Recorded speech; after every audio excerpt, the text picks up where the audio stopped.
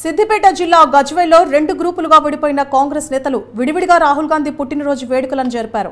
గజ్వేల్ పట్టణంలోని ఇందిరాగాంధీ విగ్రహం దగ్గర గాడిపల్లి భాస్కర్ ఆధ్వర్యంలో వేడుకలు జరపగా, నల్లవాగడ్డ హనుమాన్ దేవాలయంలో టీపీసీసీ అధికార ప్రతినిధి బండారు శ్రీకాంతరావు ఆధ్వర్యంలో రాహుల్ పుట్టినరోజు జరిపారు.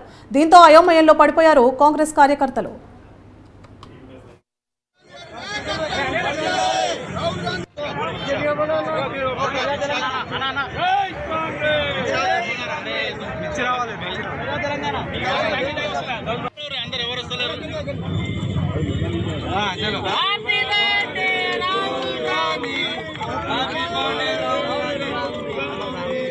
राहुल गांधी गारी